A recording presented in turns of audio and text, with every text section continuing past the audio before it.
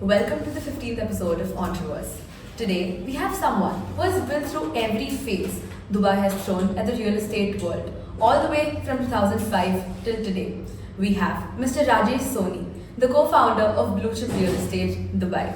So, we're pleased to have you here. It's my pleasure. Thank you. So now you have started your business or you moved to Dubai initially in the early 2000s. So when you think of your early days there, what makes you, what emotion comes up, a memory or a moment that makes you think, wow, this place is different? Yeah, see, we have seen the development of Dubai, and it's amazing to see how it was when we moved and today what it is. It's a big, big difference. I think nowhere in the world you will see such a drastic change in such a short time. Also, sir, what made you specifically choose just Dubai? Like, out of all the places for real estate, what made you choose Dubai? Yeah, Dubai is the best mix of East and West.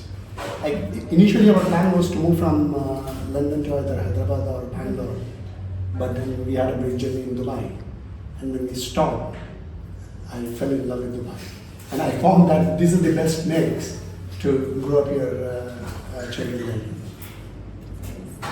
Now you and your partner Mr. Raza have both started this business together. So what was that moment that made you guys decide that you wanted to start that business in Dubai?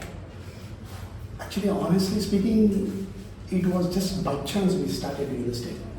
We were IT professionals, like back in London, but then when we moved to Dubai, real estate was booming, and we thought, yes, this is the field we should be in, and we just started with it. And also, you started your business in 2005. And when did you and your partner feel that this is the right time for us to start? Yeah, when we moved to Dubai in 2005, and immediately we thought that yes, let's get into real estate, because that is when the freehold law was announced in Dubai. Okay. And we thought, yeah, this is the right time we should get in, and we just started Blue Chip. Now in the initial days of Blue Chip, did you face any issues? Or how do you overcome those issues with starting your business as a partnership? Yeah, I remember after starting, there was two of us in our office, and we were just wondering, we had no inquiries, no leads, and we were very raw in real estate. So we did not know where to start. But then those days, like social media and all was not there. It was just about the newspaper. We thought that let's put a generalized ad in the newspaper that we do buying and selling of real estate. And leads or inquiries started coming in. And we thought that it's a great idea to put the generalized ad. Because from zero, we did not know anybody in Dubai. So we were very raw to Dubai as well as to real estate. But that particular ad helped us, and we started getting business. So, where were you born and brought up, sir?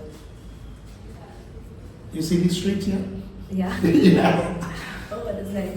Fifth Avenue Bakery was one of our hot spots. Oh, So, okay, born in Old City. okay. When I was in 9th, we moved to AS 100. So my dad used to work for ECL. Oh, very So cool. from 9th, the education started here.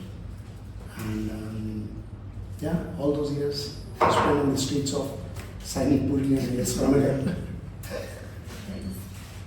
So in the early days, how did you, initially acquire your clients? And when you got your first client, how did that feel for you and your partner? It was a great, great feeling. Because when you get that first call and you answer, the guy, because Dubai was booming, and the buyer, he said that you are one of the rare guys who pick up the phone and answer all the queries. I'm so happy, because everybody was very busy, but because we were new, we were free, and it was a great feeling. I still remember his name was Shane Fernandez. So we got to buy a property, but then we got the buyer, but we did not have any property to sell. So then we started searching for a property, but we were sure that this guy will stick to us because we gave time to him. not many people were able to give time. I mean, that's amazing that you were able to connect with your clients so well in the initial stages. Yes, yes. It's just about spending the time and getting the connectivity, asking questions, and then they feel good, you know, when you ask questions to clients. They feel that yes, you are connecting, you're trying to understand the requirements, and then according to the requirements, like because it was real estate business, you had to source a property, and we did our first deal. It's amazing. Are there any key qualities and points that you always make sure to keep in your mind when you're talking to a client, so that they last for a long time, like they're always your clients? Yeah, I think the key element is understanding the client's requirement. Not many people do. Yeah. Like, okay, I have a phone, I want to sell this phone, and I just talk about this phone. I'm not talking about the requirements. So this is I think, biggest mistake a lot of people do. So rather than selling this, I would ask client, okay, what do they actually need?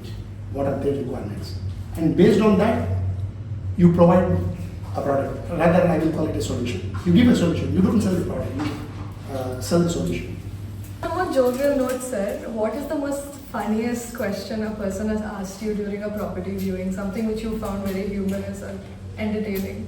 From the client point of view? Yes. What he's asked you, I mean, a client, when you're viewing a property to sell. And showing the property. I think generally they are more serious. I am more jolly than the clients, you know. So yeah, I can't tell it. Maybe probably it's because of the ticket size. Ticket size is high, so people are more serious and then they don't ask any funny questions. No, I'm not 100%. Okay, but that's about your clients. But now coming to how you hire people into your business, what is the difference? Like initially, when you started off with Blue Chip, what were the skills you made sure you wanted people to have, and what is the difference now? Like, what are the skills you look forward to? I think the most important one is the connectivity. Okay. Like our business is about like selling properties, and then people who get connected with others, I think is the key. If you cannot get connected, then it becomes very difficult. I think that's the key, and of course there are like good negotiation skills, communication skills, hard working. All that is very standard, but connectivity with people, I think, is very crucial. So where do you see your firm in the next 5 to 10 years in Dubai, and what are you most excited about as with Dubai's framework happening right now? What do you see yourself and your company in 5 years? Okay, our objective is now to develop like good agents as many as possible. Like basically we want to create those players who can actually go out and do the business. Like we have done it for quite a few years. Now we want to develop those players, and they will be the ones who will actually do the business. So we're talking about 100, 150 good and successful real estate agent is what we are looking at in the next 5 years. 2005 to now, 20 long years. Dubai has gone through different phases, wherein 2004 there was a crash. 2014 there was 2008 there was a crash. Yes. Sorry. 2014 there was a correction, then the 2020 pandemic. Which phase hit you the most, and how did you try to come out of it and keep it going? That's a good question. Like Dubai is like this. Yeah. We have seen, I think the third boom we are seeing now. And 2008 was the burst. I don't know, I think you guys must be very young in 2008. Did you what? No. Yeah, but 2 years, 1 year. So actually, it was a global recession. It started from Right. US and even with us.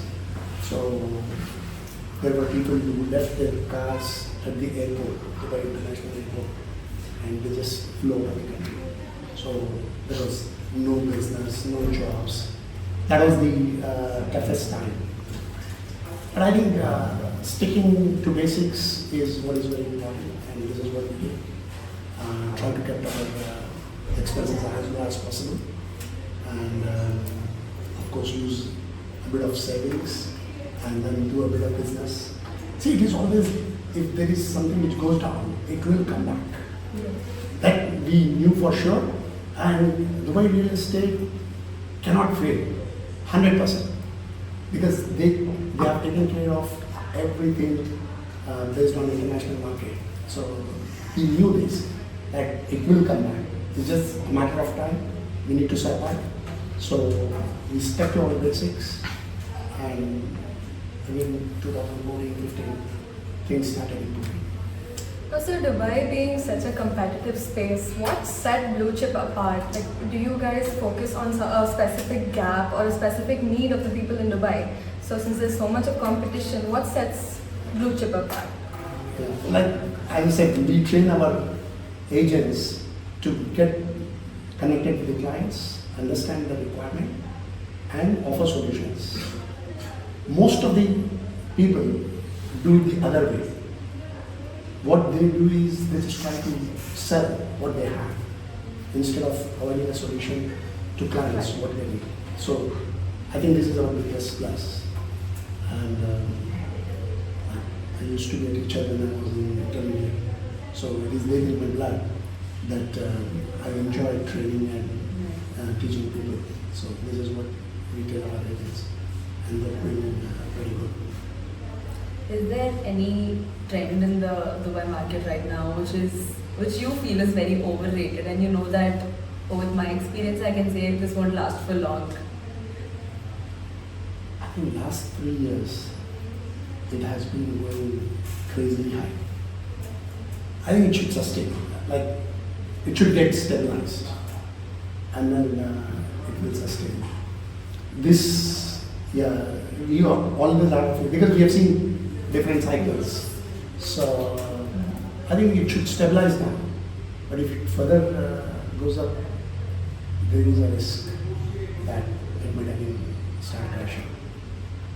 What is one piece of advice or a saying that you've heard from someone outside that has stuck with you till this day that helped you with making your business into what it is right now? Yeah, it was all about like passion. I think somebody had told me, like when I was like in my late 20s, that you follow your dreams and money should be a byproduct. I still believe in that. If you're passionate about something, you do it and money will follow. It shouldn't be the other way around, that or you're looking at money and just trying to run towards that. So you run and then the money I should think follow. that's the issue with the generation right now as well. They've been looking at money as their ultimate goal in life, where they have so many dreams that are eventually crushed because of their ideas of money. So what you say really makes a lot of sense, and I feel like we agree completely with it. Yeah, true, very true. And this I have personally felt in my professional life.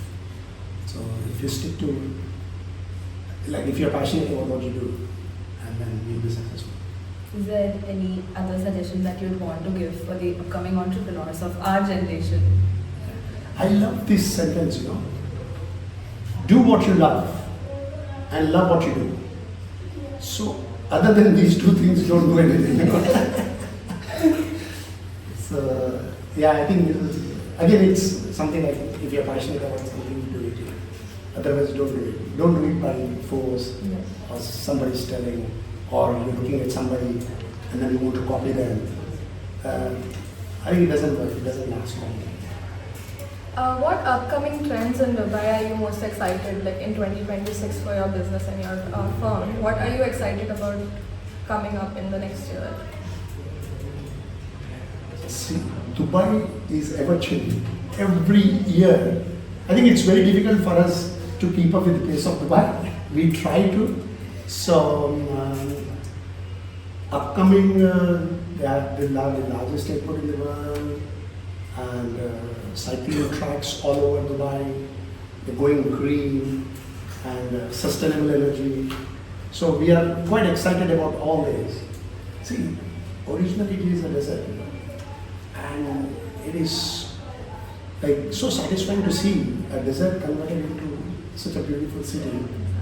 Like safety wise, it's one of the safest cities in the world, and basically it has everything what you need. What percentage of returns in Dubai do you consider as worth it?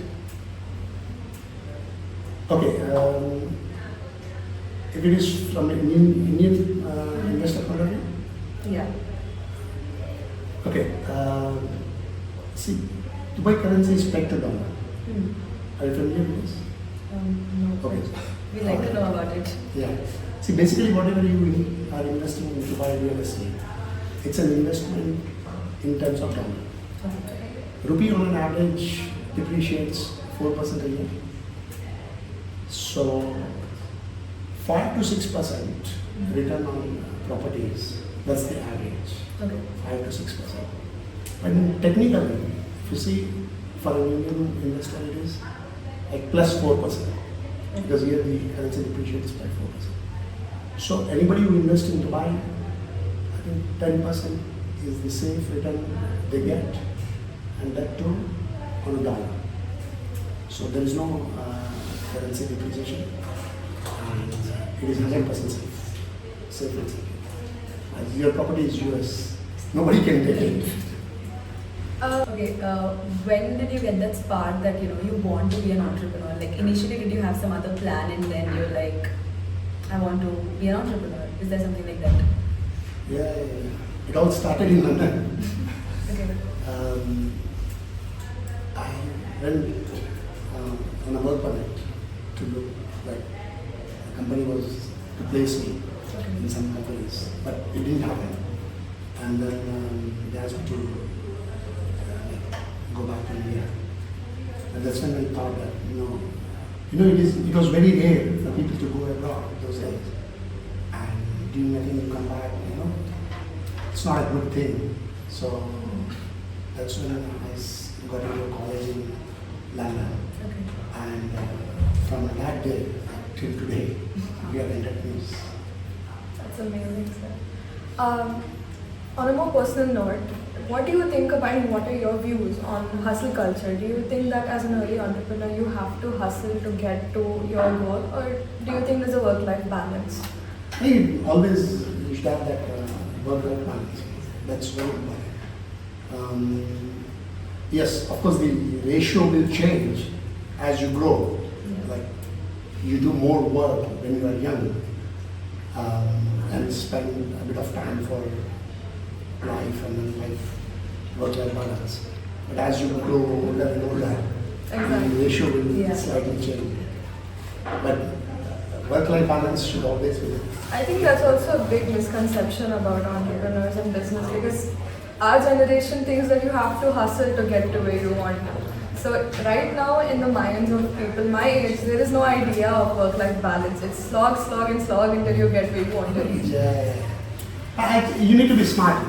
So you don't have to Exactly. slog. Yeah. Yeah. So if you're smart, you know what you're doing, you're passionate about what you're doing, you will get there.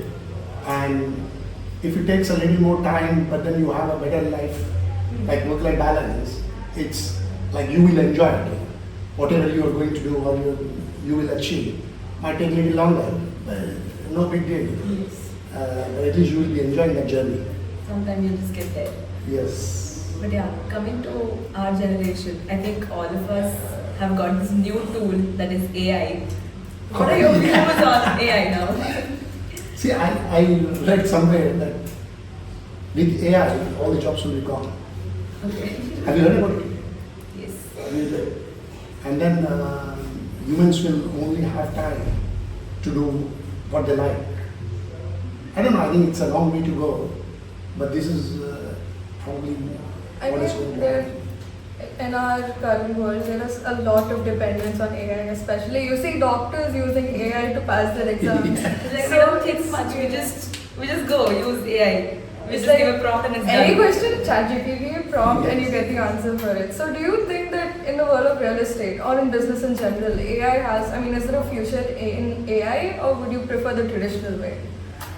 See, irrespective of what I prefer, I think it is inevitable that AI can be used Yeah. Everywhere. everywhere. Exactly.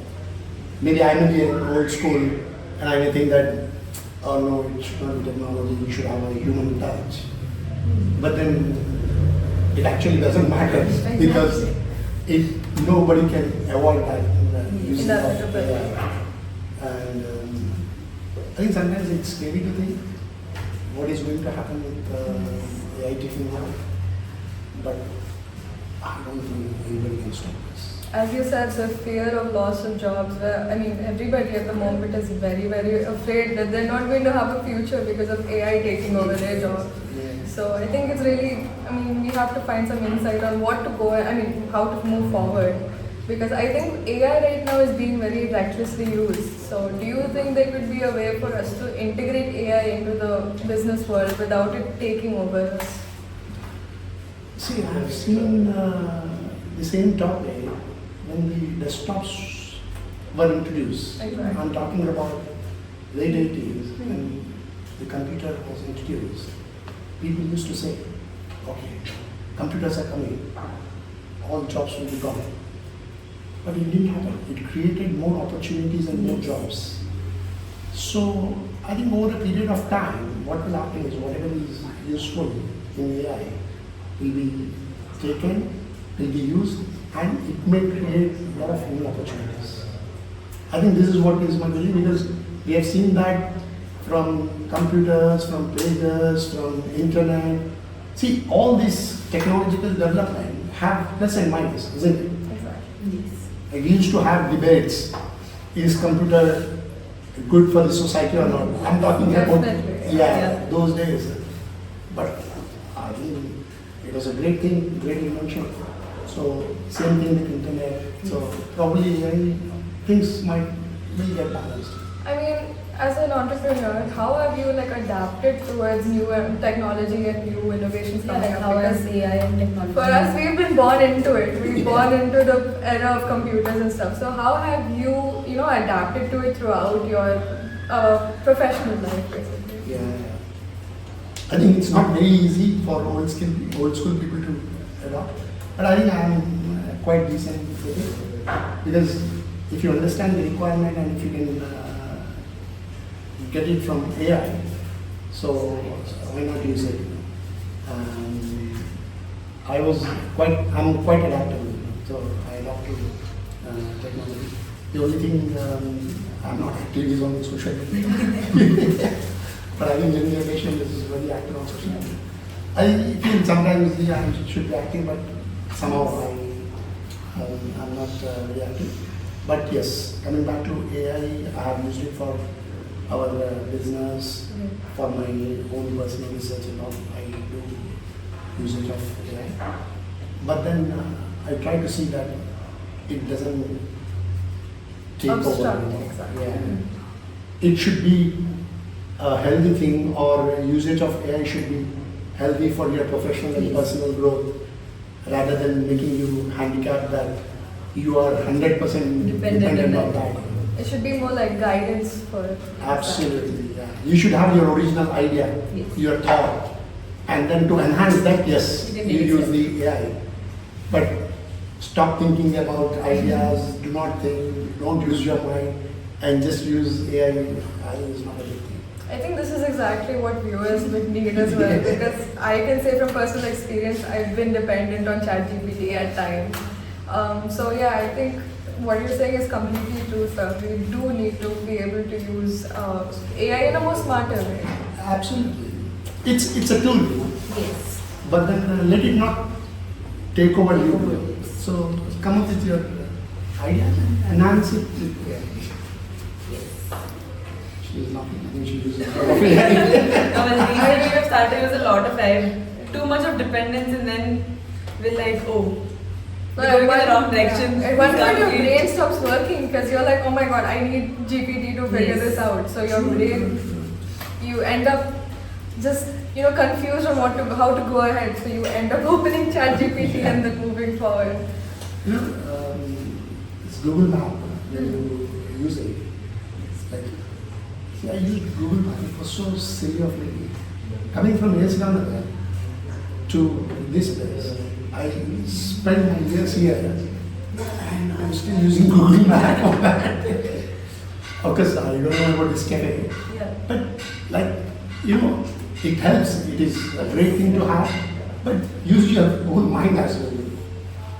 Moving on from the AI topic, I would like to ask you from your own personal experience, what advice would you give to someone like me who is willing to start a business on their own from scratch? So, I mean, it's not easy, it's not an easy thing, there's lots of risks involved. So, what would you advise a person when they're starting a business? Okay, I think the most important thing is what do you want to do? Do not look at others' success and then just try and copy it. So, what are you passionate about? I think that's very important. That's the key. Yeah. And based on that, you have a business objective. Okay. Like for example, I love cooking. But again, can you do it at a professional level? Do you want to take that as a profession? Okay, cooking at home could be a different Yes. ballgame. So it is very important to understand what you're passionate about, what your limitations are, and then is there a business scope in that particular field? And then sky's the limit. I think it's very important to have tunnel vision when you're working towards something, and the end of that tunnel should always be your goal. Yes. Right? You should always have finish line in mind Yes. before starting. Not that today I will start walking and we'll see where we go. No, have a finish line. Have a vision. Yes, and a vision clear, and then you have a roadmap on how you will achieve that. So, a lot of times I've seen it is very easy to have a target. Okay, I want to do, like, I want to reach moon. Fantastic. But how will you reach? I think that Exactly. roadmap, people forget about it. Yes. So it is very important to have that finish line, and then how you will go there or how you will reach. Always call that roadmap. I think you're a prime example as well. So doing something else in your college days and then moving to a completely different stream, which is real estate. I think you had that goal set, and I think you're a really good role model for viewers here. Oh, thank you so much. Well, till the whole journey till today, I'm pretty sure you've had phases wherein you've had your ups and lows, and how did you push through? Like, how did you keep going? I mean, there must have been moments where you felt a little low about things not working out. So how do you, motivate yourself to push through and, continue? Also, our generation needs to know it because we're Yeah. constantly like, we need a push, we need You a give push. up on the smallest things. So. See, I'm a firm believer that there is a day after a night.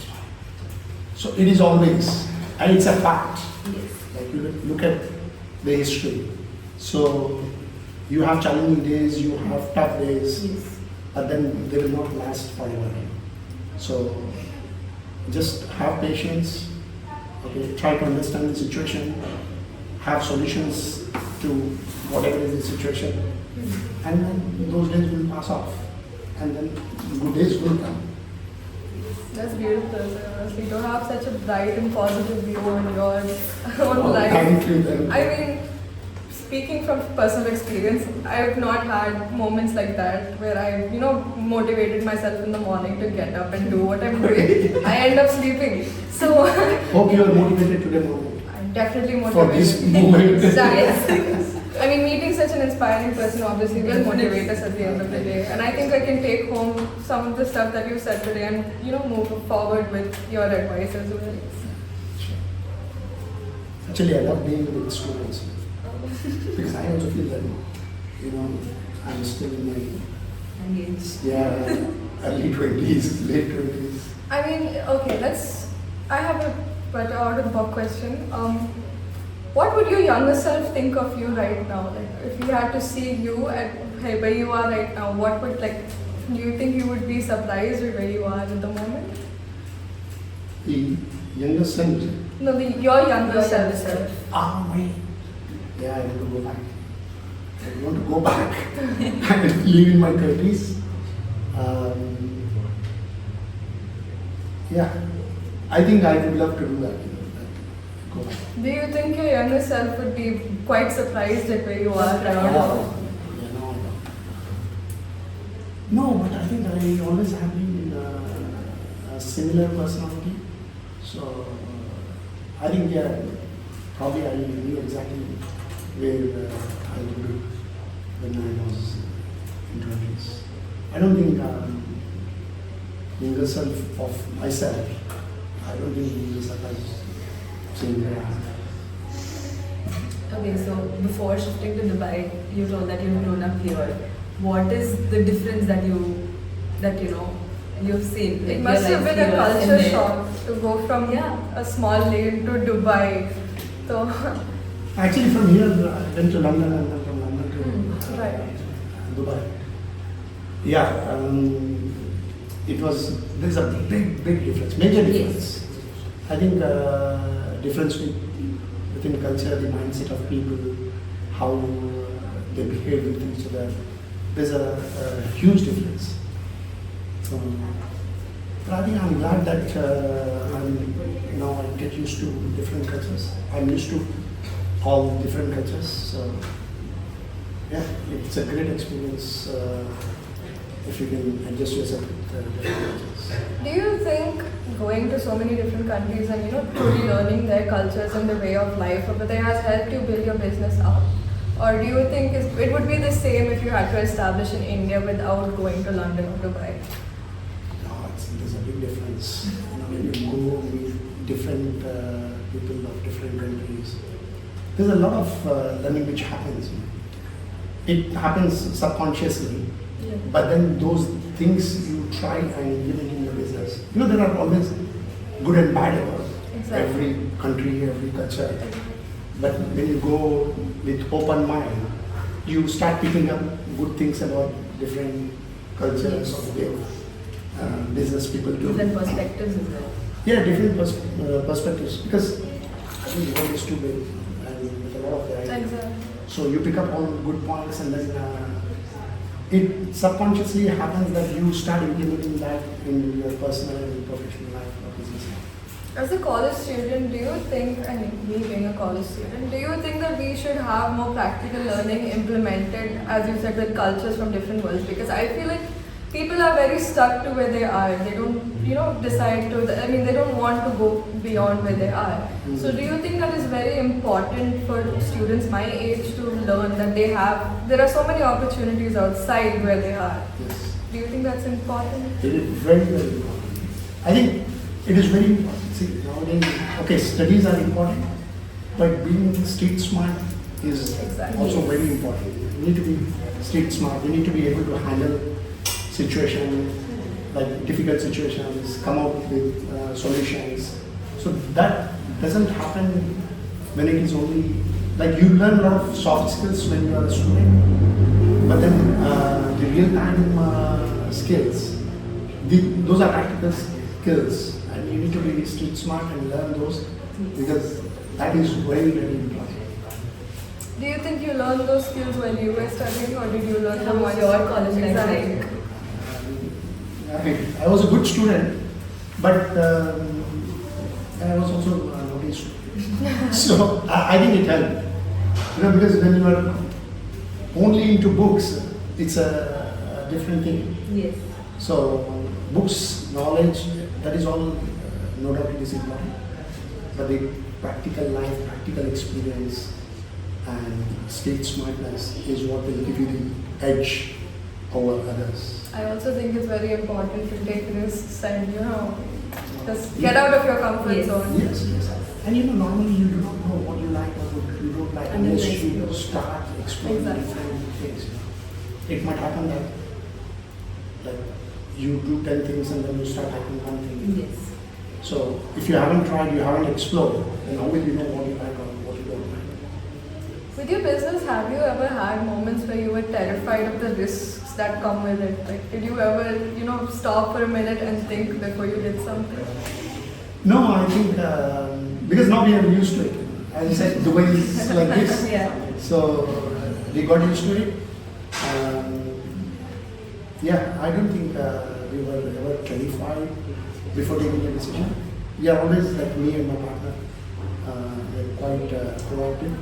Of course, we don't take very simple decisions, but we do take risky decisions, and most of it pays off. So how did you meet your business partner? So when and where did you meet him? We met at a common friends party in London. Okay. That was in 98, and I'm very glad that from 98 till now we are together, and probably have spent more time between ourselves compared to our wives. Speaking of skills, sir, have you learned any practical or street smart skills in your college life? Like, how is that for you? I mean, coming from a completely different course to a completely different job. So, do you think you carry forward anything from college? Yes, of course, 100%. I was a decent student, not that top student in studies, but I was good. But then, like practically, like I used to travel, meet people, and that situation, and developing that skill, like handling people and all, that I learned in college, handling our teachers, handling our vice principal. So, and it is very useful. I think, guys, studies are very important, but being street smart, Yes. I think it plays a very vital role.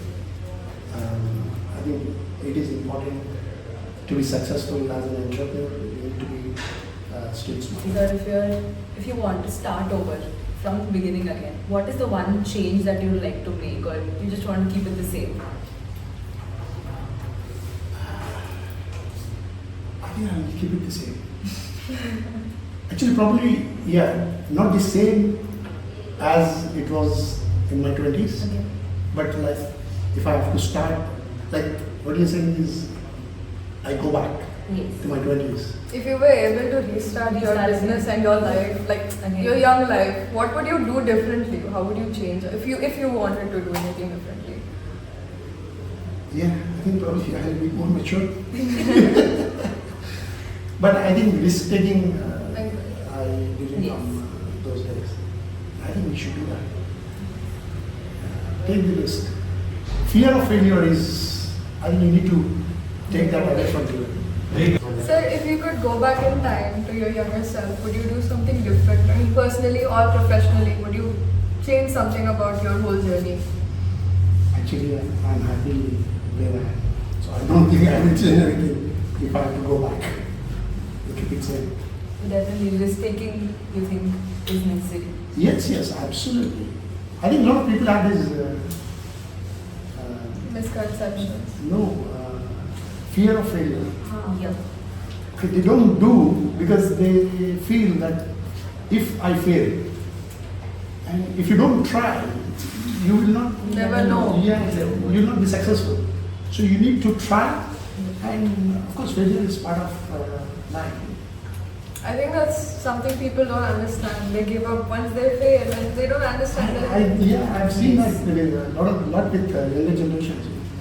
So they overthink Yeah. and too much of negative, like, okay, if I fail, then what will happen?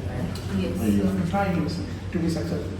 I mean, they have to just understand that if they fail, they can always get up They can again and always do get it. back. Yes. And age is on your side. Exactly. Yes. Start here. Yes. Sir, coming to your personal life, have you had any milestone that you've reached or a goal that you've reached? Yeah, I love traveling. Okay. In fact, even my wife loves traveling. So we travel a lot. Just last year we decided that we'll do various countries by road. Okay.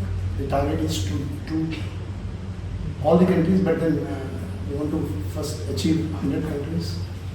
And we are driven by road in 22 countries, same car. And last year we drove from Hyderabad airport to London. This year we did US and Canada. And yeah, if health permits, God willing, we will do 100 countries. And then another thing I like to challenge myself is I travel without money as well. So I go to, like this year I went to Vietnam, absolutely no money. I just have a flight ticket, go there, and I need to survive for a week. And somehow I try and manage. How do you do survive. that, sir? It's like barter system, you know. Okay. Oh, So I ask for work, somebody gives me work, okay. then I ask for food and shelter. So 7 days challenge. I've done it twice. I'm very happy, good learning. So it's again type of traveling. Yes. So either by road or by I travel. think it's safe to say you're adventurous in both your Yes. personal and Oh, professional yeah. life. And now we move on to the most entertaining segment of our podcast, the rapid fire round. So, sir, we'll be asking you a set of questions. Sure, Yes. So, what is the one habit that you swear by? I promise. The first word that comes to your mind when you think of blue chip. Transparency, One thing about Dubai's property market that people often misunderstand. not for foreigners. If blue chip was a person, how would you describe them? Honest, What is the fastest decision that you've ever made at work? going to Dubai, If you weren't in real estate, what career would you choose? travel, What's the first thing that you do before you close a big deal? pray, Coffee meetings or office meetings? Where do you choose the best deals? office meeting. One business book or mentor advice that actually helped you. Yeah, believe in your partner. And finally, the trait that has helped you as a founder and an entrepreneur. Risk taking. To conclude, sir, what's one piece of advice you would give the viewers who are watching right now? Only one piece. It's very difficult. Okay, do not have fear of failure. Do what you love. Success is guaranteed. Thank you so much for Thank you so much. us here, sir. Your words have really inspired us, and your journey is truly very inspiring. Thank you. Thank you Yes, so much. and also a huge shout out to the Garage Motor Cafe for having us here. Sir, thank you so much for being here. Sure. Please stay tuned for the next episode of Entrepreneurs. Entrepreneurs.